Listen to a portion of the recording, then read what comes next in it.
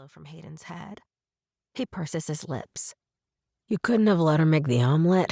I'm starving. To death, I hope. He stifles a laugh. I yank my wrist free and climb out of bed. Do not move. Do not make a sound. Blithely ignoring my warning, his long limbs stretch out to fill the space that I left. I slip into the hallway and shut the door, taking a moment to compose myself before I have to face my guardians. Everything is actually completely fine, and I am not having a heart attack. I may reside in this apartment for the time being, but I prefer to live in a state of delusion.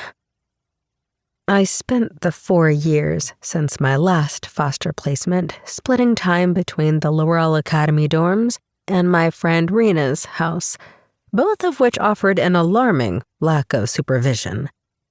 So adapting to life with a couple in their late 30s over the past 3 months has not been without its challenges. Sue's in the kitchen, wrapped in a black silk robe, brown hair slicked back into a tight bun, with a silicone mask on her forehead and thick globs of cream under each eye. This white woman is going to age like a Cullen if she and Tata Harper have anything to say about it.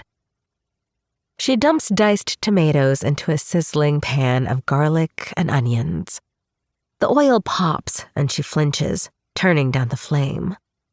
Did you see the email from Deborah about rescheduling your check-in call?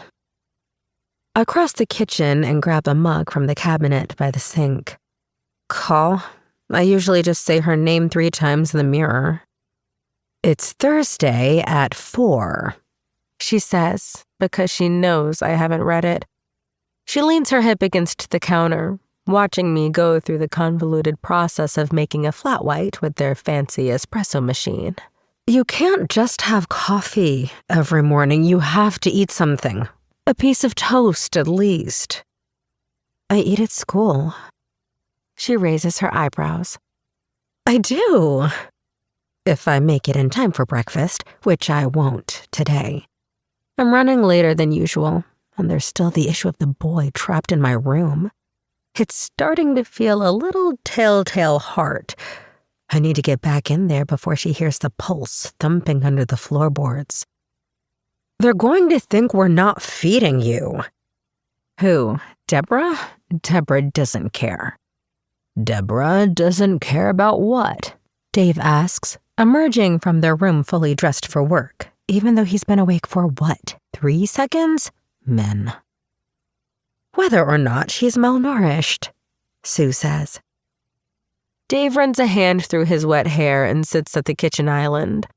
Sue pours him a cup of orange juice, which he downs with a handful of vitamins. You're giving her too much credit, I say.